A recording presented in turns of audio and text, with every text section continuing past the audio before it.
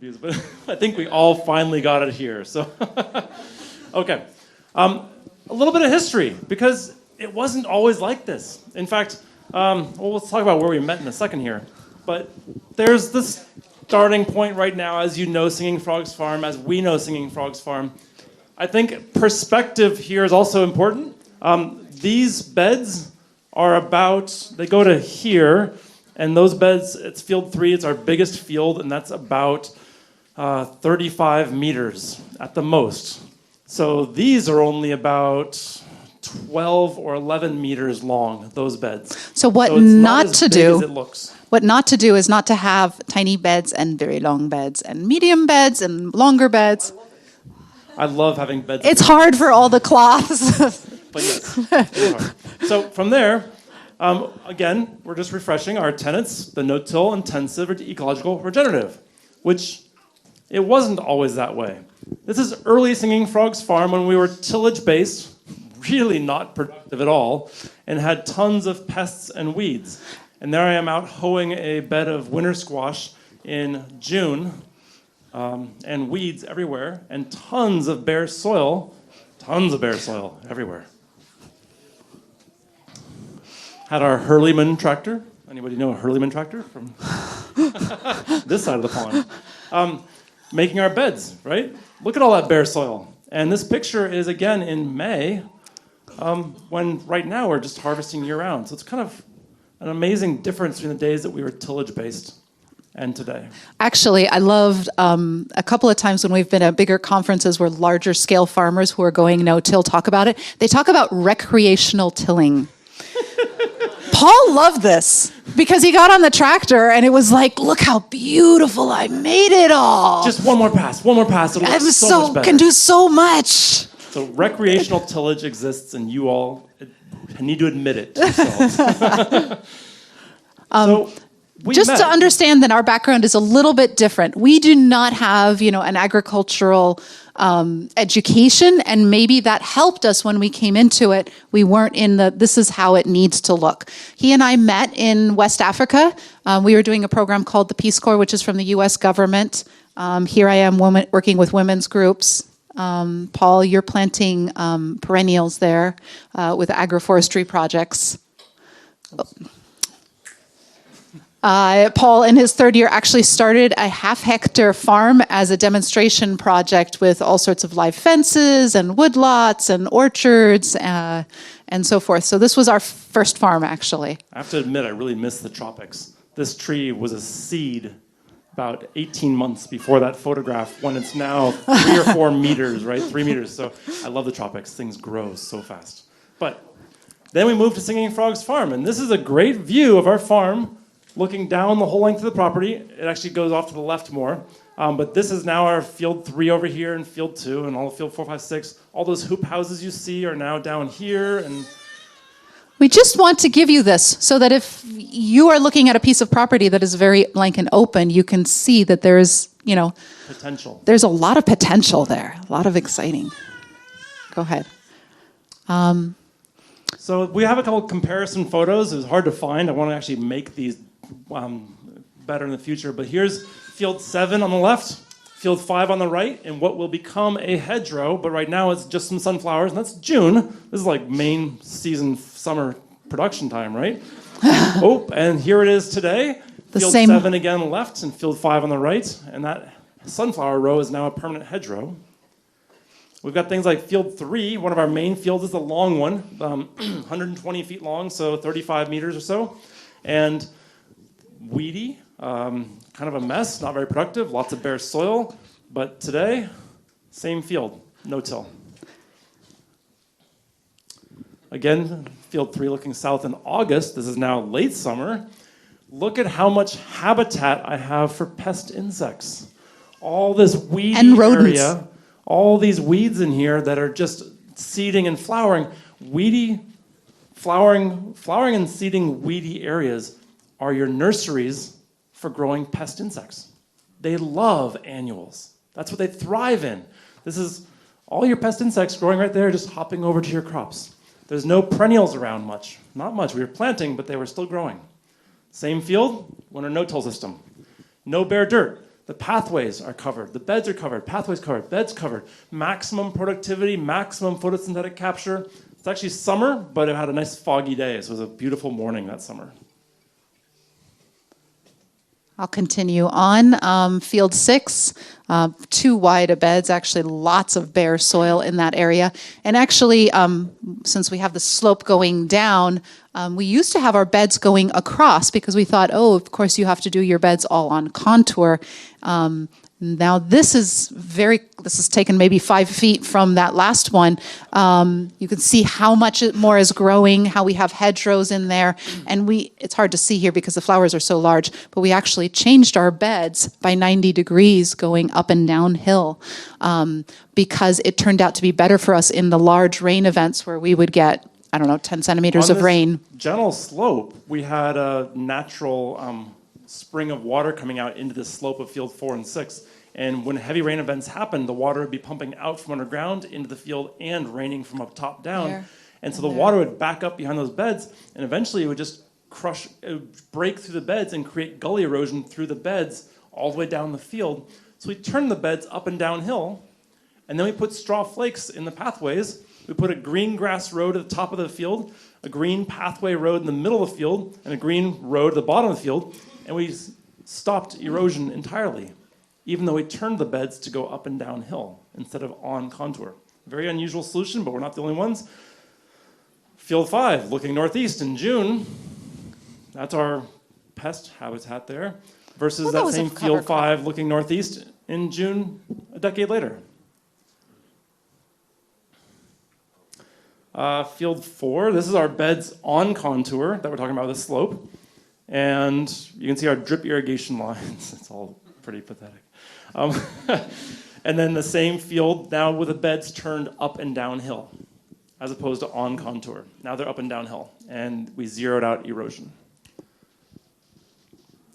Now our nursery area. Nurseries and greenhouses are very important for doing a lot of transplants. Since we're very transplant focused, we grow it all ourselves from seed.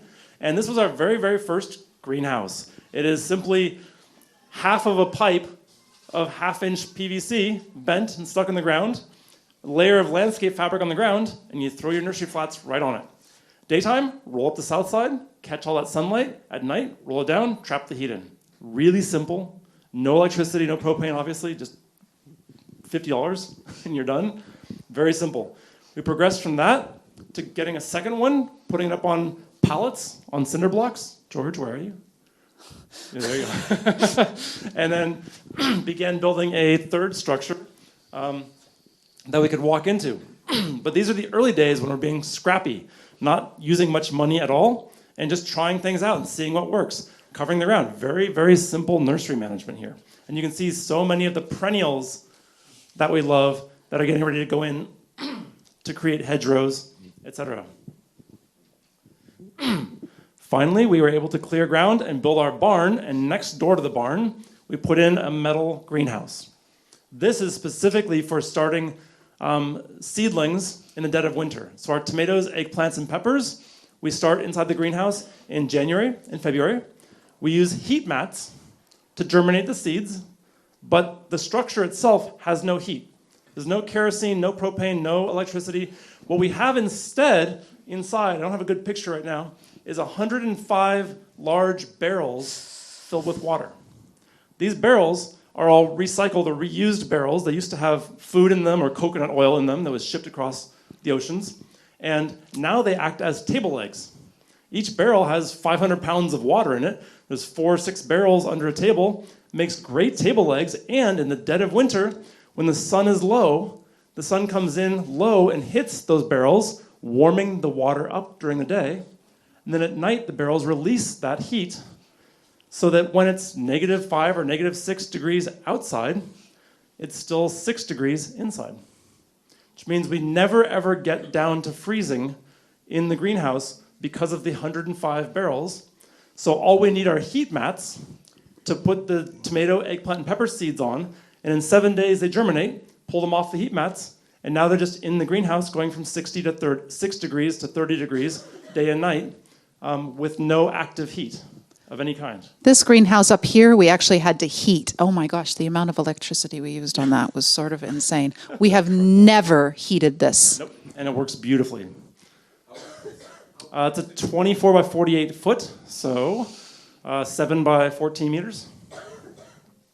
And from the back side of the greenhouse, we use the space between the greenhouse and the barn, which we call our alleyway. And the alleyway has become a nursery. Here it's the first version with a little hoop over it to throw plastic on. Today, we actually have large poles and big poles across, and so the whole alleyway nursery is walkable. And here's a good video showing our nursery overflow. So this video doesn't actually show the greenhouse. The greenhouse we didn't go into, it was July. But these are outdoor tables that are just temporary. As our nursery expands and contracts, we need some temporary tables. And so these are all different transplants ready to go out. Here's some summer squashes ready to go out, and cucumbers, and all kinds of other lettuces. We have this temporary structure. There's the greenhouse doors inside. Here's Tim, who's seeding some flats in the nursery. He's got our compost mix that we're using. And then here's the alleyway nursery now, and that's Casey doing a horrible job of watering. It's not how you water nursery flats. And then one technique that we do is once we've sown the flats, we stack them. And we stack them on the concrete in the shade of the barn for germination in the summertime. And back to the nursery in the alleyway again. So that's our nursery space. It's decently sized, but mostly we have all these folding tables we can put out and take back in. So we have temporary tables to expand and contract. The stacking the flats in the barn, this was a really smart move that we discovered about 5 years ago. The problem was, how do you germinate lettuce seeds in summer when it's continually above 25 degrees Celsius, when it's always hot out? And we found that by stacking the flats in the shade of the barn on the concrete, it kept all the flats evenly moist and also kept them much cooler. So we ended up getting that 95 to 100% germination in 4 or 5 days from our lettuces and our baby bok choys and everything else. So now we stack all of our flats, broccoli, cabbage, beets, everything gets stacked for a week before it begins germinating, and then it's unstacked and put in the nursery. The other good part of that is by stacking the flats for the first week, it takes up less space in the nursery. So now if all these transplants are in the nursery for 4 weeks, that first week they're stacked 8 or 10 high, and then they only get unstacked for 3 weeks. So it allows us to have 25% more nursery space available for our ever-expanding nursery. There's the stacked flats just waiting to be unstacked as they germinate. And you can see we use hog wire panels on some wood on top of cinder blocks. Works as a great tabletop, totally bulletproof, indestructible, for our outdoor tables. Then inside, we use the same hog wire panels on wood, but on the plastic barrels of water in the greenhouse. And a hog wire is just really thick, rigid wire. It's a 6 gauge, no, it's more than that. I don't know what the gauge is. But a really thick, rigid wire panels used for keeping pigs, amongst other things. So a couple of things I want to add while I'm listening to this. First of all, July, when we were talking about winter farming this morning, July we have a huge nursery because these are all our late summer plants, our autumn plants, as well as the plants that are going to be overwintered. So that's why Paul's talking about the need to expand and contract the nursery and how important. That's why there's sort of some messy tables out front, is we just need to expand that area. February through May, our nursery is massive. June, it contracts back down to a manageable size. July and August, it blows up again to being massive. And then all through August and September and October, we slowly bring it back down again. It's tiny right now, but it's about to start getting big again as we start seeding for the early spring crops. I also wanted to say, like we're showing you some of these earlier pictures because honestly, if you're a new farmer and you're starting up, the first year, it's great to try something that's super cheap as you are learning what it is that you need, and then invest in something that really fits your needs rather than investing in something with a lot of money and then realizing, wait, that's not actually exactly what I needed. Yep. So I want to keep going pretty quickly because we actually have the two big topics to cover. We do. Okay. Sorry, I skipped over broccoli. So for those of you who haven't been to California, this is agriculture in California. And this is what they do for vegetables, what the rest of our state does. And the motto in our state forever has been get big or get out. So if you're not that 100-acre farm and up, you aren't a farmer. And I've heard that from some of you here today, and it's just not true. We saw how the smallholder farmers are producing most of the world's food. So we are absolutely farmers. And here's a good overshot of Salinas. You can just see all the farm fields. Look at how many of those squares are not green, how much of that bare dirt is there.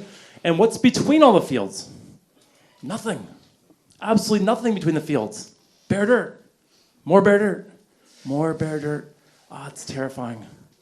Maximum tillage. Okay, that's not what we're doing. We are trying to design the ecology of the landscape that we want. For the context, for our outcomes, for ecosystem services, I'm going to go kind of fast. I want to get to compost and the mulch and pathway management. But we did just see this video, so I'll skip it again. Oh, bummer. But here's a good overhead showing maximum photosynthetic capture in our roadways, in our pathways, in our beds, all around, and through the hedgerows. Except for across the fence line over here. Yeah, where you see bare dirt, 80% bare dirt, 20% or less on the green vines, and then bare dirt, green vines, bare dirt, green vines. So, ecosystem services. These are critical. This is why you're focusing on more than just your vegetable production. And I really want to stress this. Your success is not necessarily dependent just on the vegetables. Everything else comes with it. So when I mentioned that one farm that was doing this, but they hadn't planted hedgerows yet, I see that a lot here as well, where you have a large windbreak of trees that's been there for 100 years, but there aren't all the bushes that support beneficial insects and songbirds and other life on your farm. Getting those bushes onto the farm is incredibly important for all these factors. Many of our hedgerow bushes are actually economic crops that we can harvest, whether they're elderberries or feijoa guavas or citrus. We can do all kinds of food crops in there. They're also windbreaks and soil building. We're going to cover very quickly climate regulation and climatic stabilization, because that's the one that people don't tend to think of. So obviously beneficial insects, we talked about that quite in depth. I won't go through it. But in California, we do have about 2,000 species of native bees. And about 94% of those native bees live, or hibernate rather, in the ground. Now think about tillage.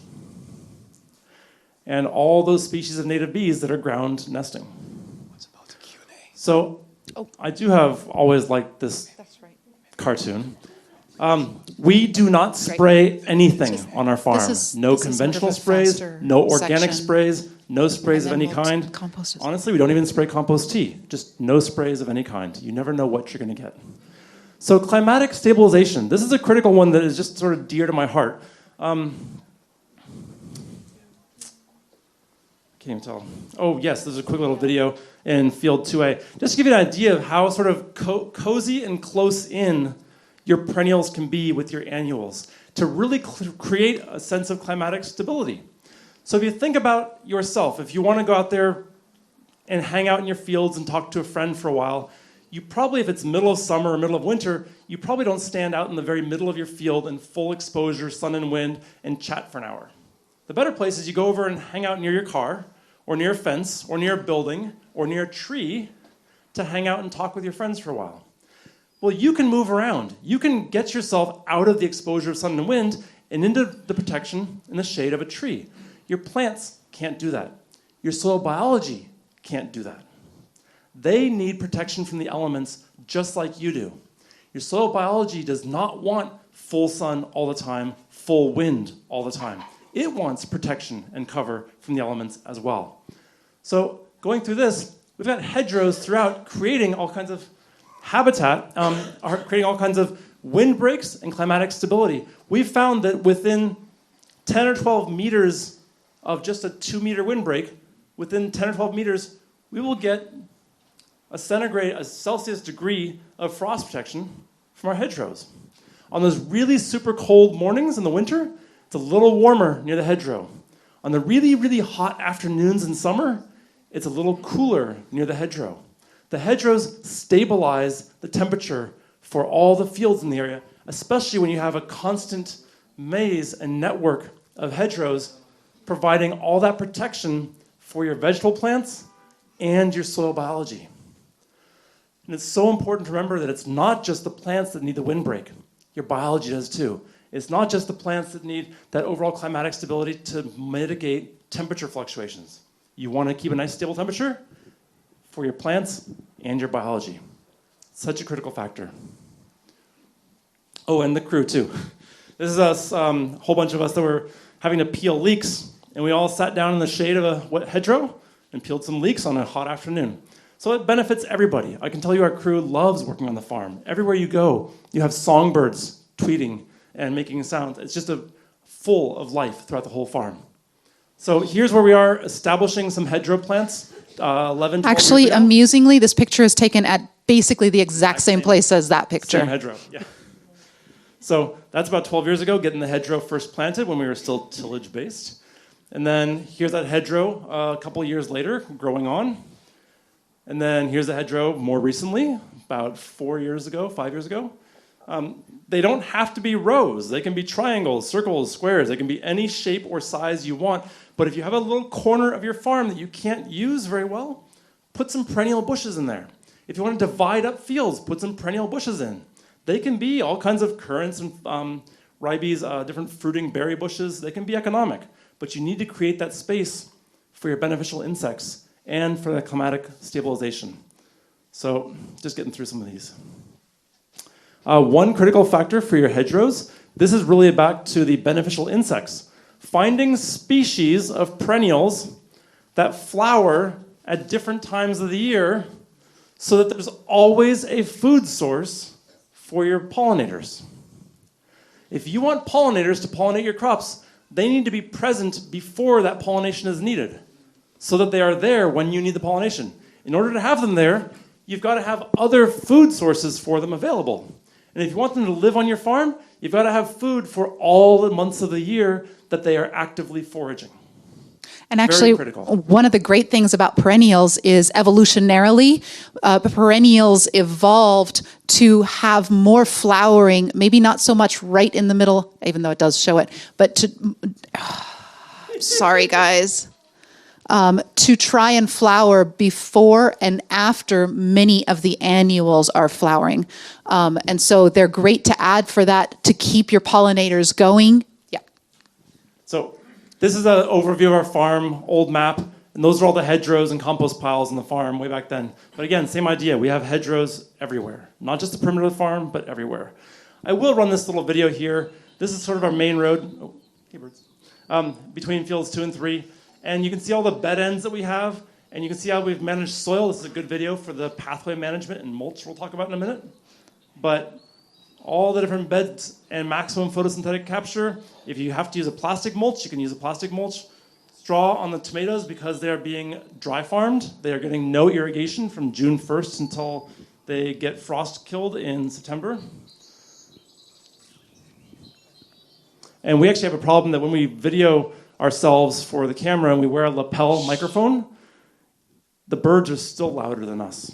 And the birds don't have the microphone on. It's pretty. Actually, wait. Oh. One of the things that is actually a negative of hedgerows, because nothing in life has all positives, right? Is they bring in so much life, right?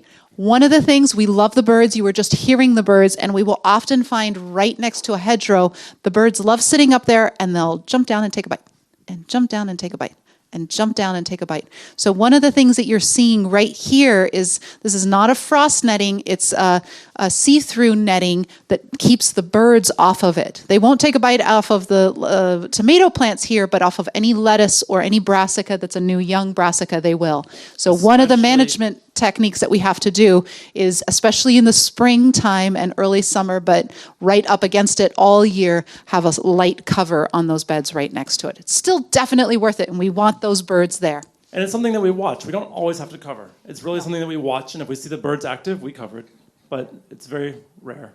And so that was the hedgerows and the perennials, but your pathways, your roads are so critically important to have green. This is late summer. No irrigation. There's been no rainfall for 3 or 4 months on this roadway. Look how green it is through good management practices. And it's so important to have these green roads and hedgerows surrounding your fields, because that's where your beetles are, your spiders are, all kinds of other predators that are helping you do pest control. Plus, it just feels so much nicer to walk around on grassy, clovered roads. So these roads are mostly clovers I've been seeding over and over, plus some perennialized grasses that have been there, natural native grasses. And the way we manage them to keep them green for 4 or 5 months without any rainfall or irrigation is if you let them grow too tall, when you cut them, you're cutting off the growing tip, and so they die. And if you cut them too short in summer, the sunlight gets through and hits the soil and dries the soil out. Therefore, we always cut them no shorter than about 10 centimeters in summer, and we never let them get any taller than about 30 centimeters, because beyond that, they'll have the growing node grow up higher, and when you cut them, they die. We don't want dead grasses in the road. That would make bare soil by the end of summer. So it's really critical for us to maintain this sort of 10 to 30 centimeter height in our roadways so that we have constant green roadways for 6 or 7 months with no rainfall and no irrigation. Versus our neighbor, the vineyard. This is just walking out to get a soil sample in the vineyard. And yeah, I mean, you get the picture. Just dust, bare dirt. That's miserable to work in. You're sweaty, you're just coated in dust. You want to take a bath every 5 minutes walking through that. We'll skip this. So now I want to get out. Wait, real quick. So it is 6:20, and if we go through those other 2 topics right now, we are not going to have time for Q&A. So what if we save those 2 topics for a World Cafe and just do Q&A right now? Does that sound? Sure. What's that? Or do you want to take one of them quickly? I'm actually going to I had a very good compost question during the break, and I do want to cover it now so that everyone hears the answer. And the question was, many years ago, 5, 6, 7 years ago, we had an article published about us called The Drought Fighter, and that article had a lot of challenging things written in it. In fact, all my gray hair came the week after that article was published. And the challenge was the author was used to writing for high-level publications, and he wanted to create controversy. Controversy sells. And he's right. This article has gone like wildfire around the planet over and over again. And that controversy, he had soil scientists saying, you can't put that much compost on. You'll poison the water. You'll poison the water supply. That's way too much compost. It isn't sustainable. They're doing it all wrong. We had that quote in there many times over.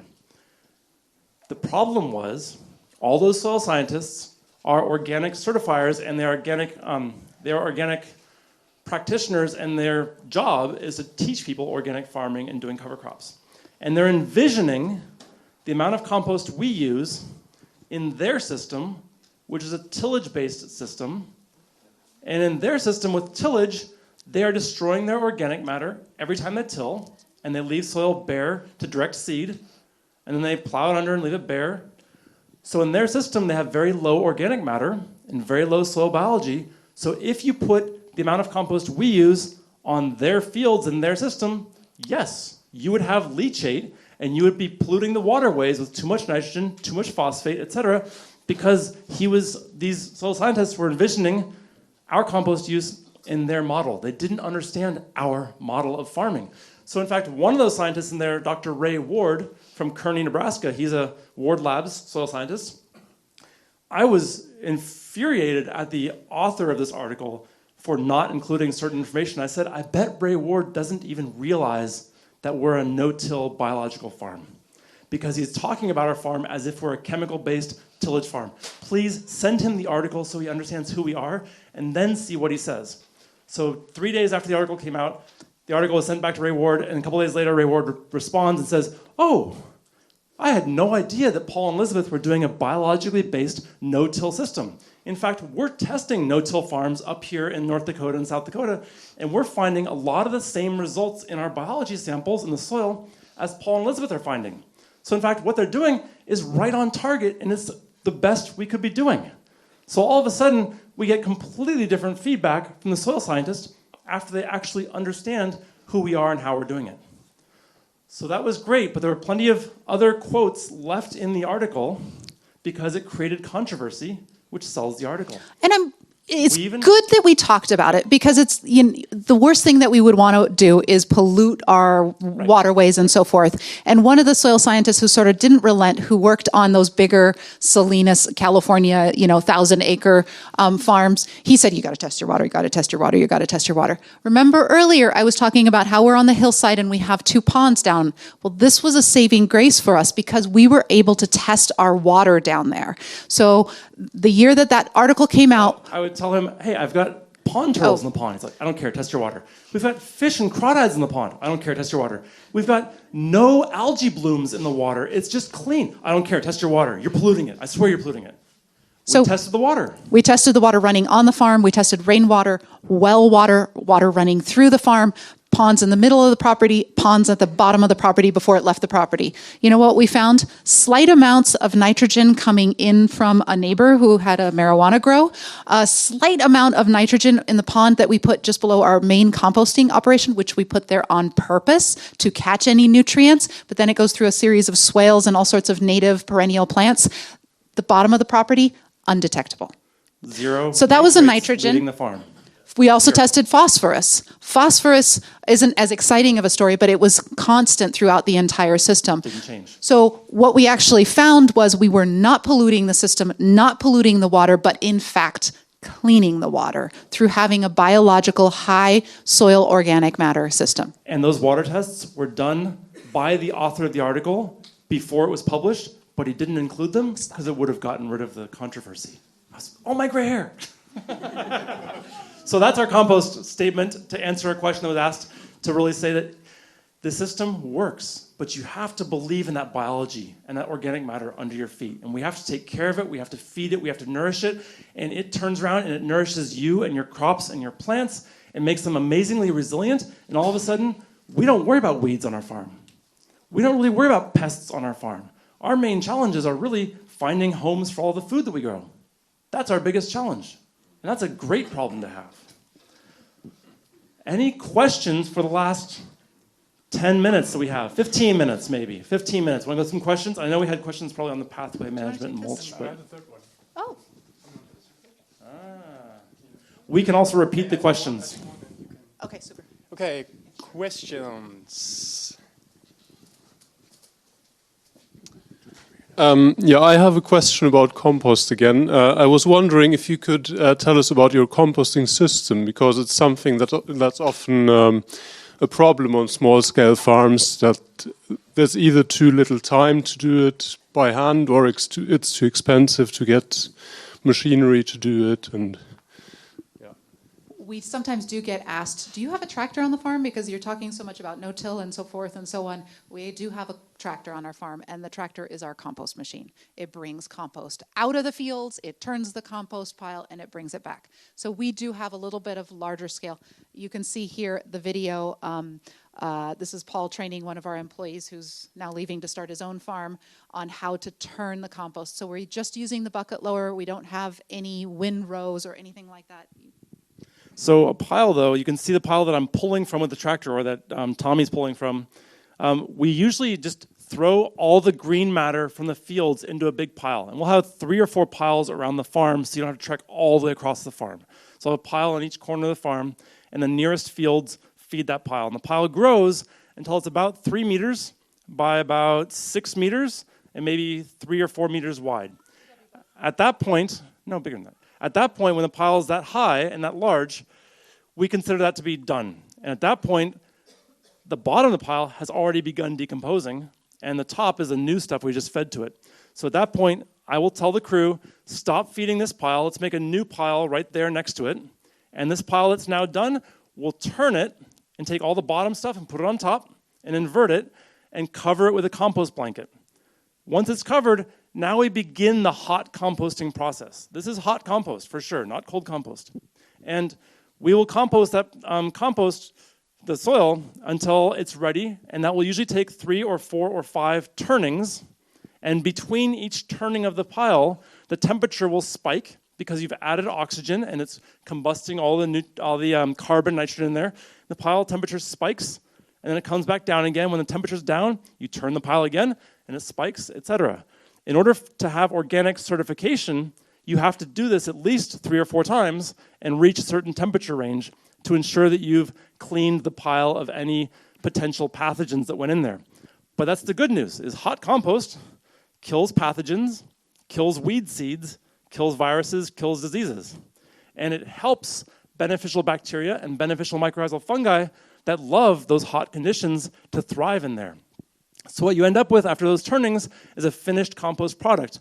Now, of course, we don't just take our entire pile of green waste from the fields, we also purchase compost, and we also purchase or bring in manure. We have horse manure from a neighbor who does organic feed for their horses only, and we can use that manure to mix in with the piles to have some more carbon.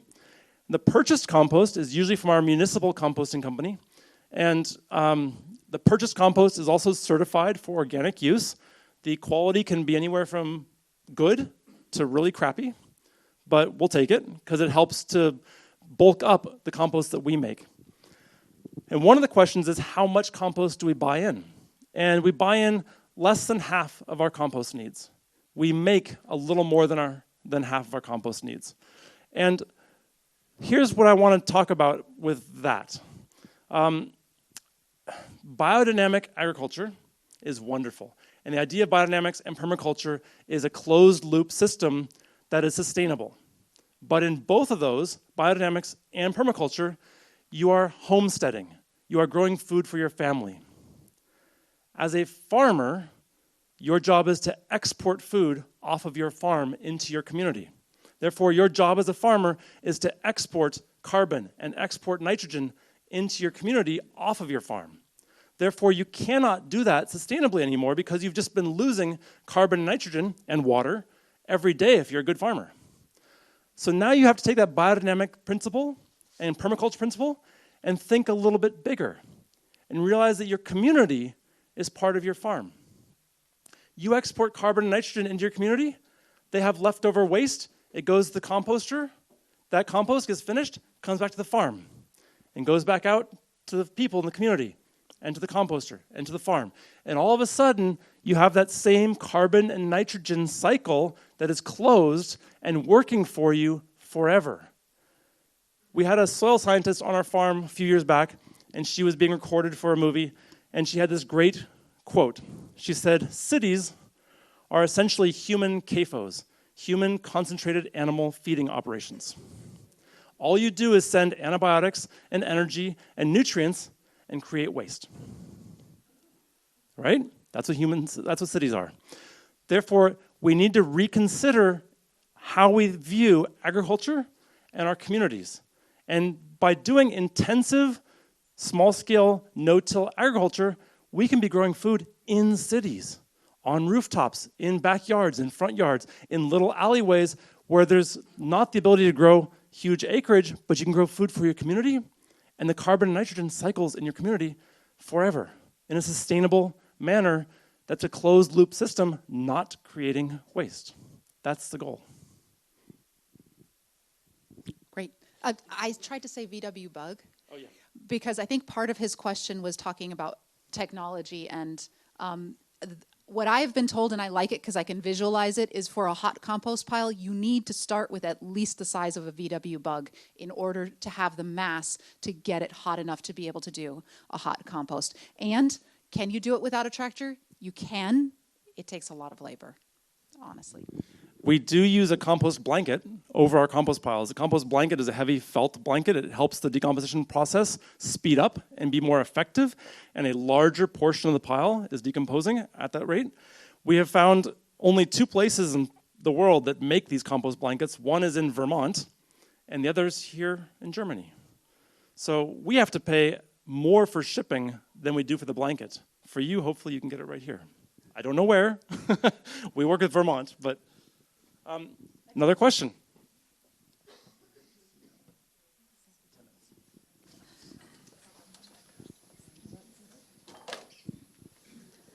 Ja, ich habe nur eine ganz kurze Verständnisfrage meines schlechten Englisches zu schulden. Stimmt es, dass ihr die Tomaten 4 Monate nicht bewässert?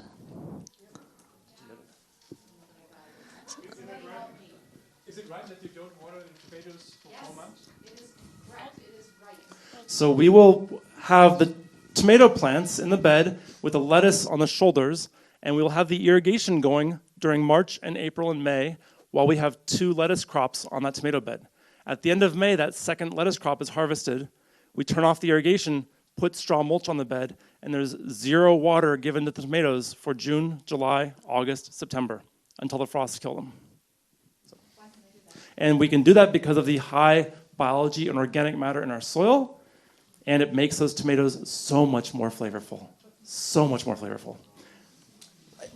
From the tomato side of it, if you are not constantly giving lots of water, tomato has tremendous roots that will go down several meters. And so we can both do it from our soil side and also with tomatoes. We're not doing it with, what other crops do we? Winter squash, pumpkins, we will dry farm as well, but that's it. We accidentally dry farmed carrots one summer. We sowed carrot seeds on and broccoli. We sowed carrot seeds on June 20th, and we watered them until they germinated on July 4th, and then we uncovered the beds from the burlap. We watered them one last time with our hands, and then we covered them with a frost blanket to keep the carrot rust fly out, and we forgot about them. They were in their own little field on their own separate irrigation system with nothing else, and we just forgot they existed. Until September, we were giving a farm tour, and we came around and we're like, oh, there's a field here. And we go over and pull the cover off, pull out a full carrot, eat it, delicious. Delicious carrots with 0 water from germination to harvest in peak summer heat, July and August. Next question. Hi.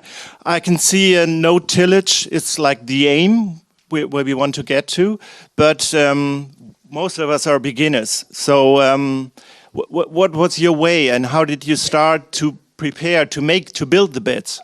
I was actually thinking one of the, so we have 2 different topics for the world, and I was thinking to do the mulch and pathway management and compost and a couple other things in one of them, and then the other of us take the slides and actually do how do we start beds. What do we think about that? Does that sound good? That sounds okay? I mean, just very basically, you can start via tillage. You can start via no tillage at all. So we sort of see there being 3 basic ways to get started. But let's talk about it in a group and show pictures and so forth. And we also might, I mean, she often does for a World Cafe kind of discussion, she often talks about, CSA and labor management and business management stuff as well. So if we have enough interest for that, we can split up in 2 different groups. So, question.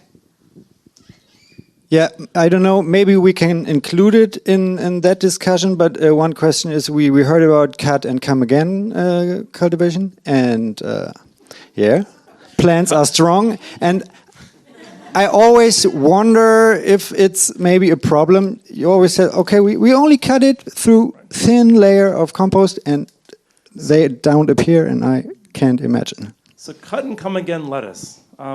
In my mind, it's a very good vehicle for salad dressing, but it doesn't have much flavor of its own. They're very small, young leaves. They're just beginning to grow. They're kind of like paper. At least in the US, our cut and come again lettuce is just, it's got no flavor. But a big head of lettuce has had deep roots. It's had time to establish. A lot of nutrients are pumped up in, and it has flavor. I love my lettuces. I love my salads. I don't need all the dressing on there. The lettuce tastes good, so I stick with that. But I would also say we love our lettuces because we're able to intercrop with them. And in the springtime, almost every head of lettuce is intercropped with something else. So it is not taking up its own bed space. Was that? Yeah. And the best part about doing head lettuce, no washing. For all of you who do cut and come again lettuce, you know how much labor it is to wash all that lettuce and dry that lettuce and package it properly to get a good shelf life. When you do head lettuces, you take your boxes out to the fields, you cut the lettuce, put it in the box, send it off to market. No washing. There's no other packaging. You just harvest in the field right to the box that it goes to market in or restaurant or wherever. So much easier to do head lettuces. For cut and come again, we've had a few crops also like bulb fennel, was mentioned this morning. Sometimes, or radicchio and chicories, sometimes the second growth is even better than the first growth.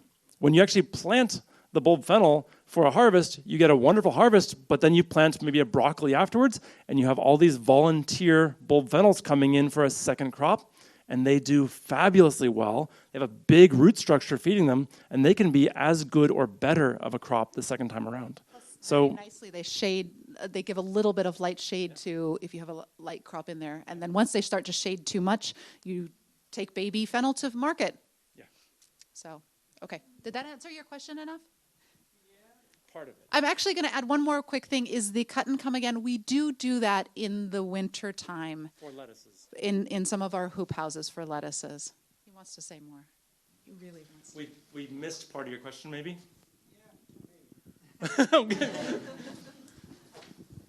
So I didn't mean if you do planned or wanted come again cultivation, if you're, for example, the fennel come again, but you didn't want him to come, if that is maybe a problem yeah. It is going to... We have had volunteers who come out to help us on the farm, and they cut the broccoli to clear the bed, and a month later, all the broccoli comes back because they were volunteers and they didn't know how to cut it properly to keep it from coming back. So yes, there is a technique on how to cut it so that it doesn't come back. And usually that means cutting right below the soil surface at an angle, just a fast cut, a jagged cut with your harvest knife, and it just leaves a really raggedy edge down under the ground that generally does not come back. Yeah, so if this is a broccoli instead of a leek and this is the soil surface right here, we don't want to cut it like this. We want to take our harvest knife and cut it down like this. So it's both at an angle, so there's more surface area that decomposes, and then it's also under the soil a little bit. And then we have almost no regrowth, with the exception of a couple of those crops Paul mentioned, like the bulb fennel and the radicchio.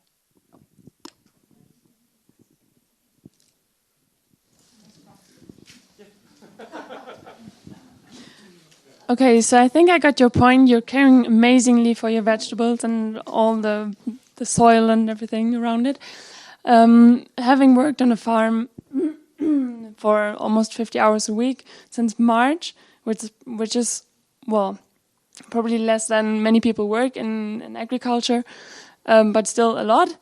I'm wondering, like, what is your social impact, like, in your team? Like, what do you do to keep up social structure, motivation? How do you keep the atmosphere, like, going? Because it sounds like you're working so much and having so much on your mind, like when to plant, which plant, and whatsoever. Like, how do you manage? Right. That's a really great question, because one thing we see a lot, especially where, you know, maybe somebody's starting a farm or maybe it's just a couple or a couple of partners, is we see burnout happening. Part of why we like our scale is because we do have that whole crew. There's somebody on vacation almost every single week. So we try to make sure, and that is sometimes in the height of season. So we try to make sure that people get their breaks and we just work together. Hey, Thanksgiving's coming up. You want to go visit your grandma in Colorado? You want to go there? You have your family there? Okay, we need to make sure we have so many people. Who's going to do it? And it just ends up working out. Oh, I don't usually work on Fridays, but I can work that Friday because I'm in the area. And so we'll sort of map it out. We all need to take our breaks. Our family took a 3-week summer vacation in June from the farm. Can you imagine? Yeah. So our employees, 40 hours a week. Yeah, no, we really aim to have everybody work 40 hours a week. Sometimes we have like young interns and we say 40 hours and they're like, at the end of the day, they're like, really, we wanted to learn more. And then we'll take on some more hours, but the real expectation is 40 hours a week because we burned out. And I think a lot of people starting out do. So I think it's great to set up how are you going to do that. We go year round and we have some farmers like Joey, he's a no-till farmer in our area. He does it almost all by himself. He says, I know I could go year round, Elizabeth and Paul. I need a break. I'm going down to Mexico to the beach for 3 weeks. I need to put in cover crops and not farm in the winter. So you need to figure out what it is for yourself. Does that answer? And the social cohesion is important. When we hire new employees, we make sure that there's a good social fit, that they really enjoy being there with each other. And we actually, I mean, the employees are having all kinds of fun beyond the farm that we don't even know about. They're really an amazing group and an amazing family. It's a good thing, right? So it's really important to have good, healthy circumstances to work in. And part of that is the ecology, again. It's a beautiful place to work. We've only ever had one employee who left our farm to go work on another organic farm after us. Nearly all of them either leave our farm to go back to school or to start their own farm or change careers. But the one left our farm, well, because she was doing farming 15 years and said, I have to make money now. So she left to do, what, computer programming. But our one employee who actually left to go work on another organic farm hated it. He went to the other organic farm. They were a big name. They were well known.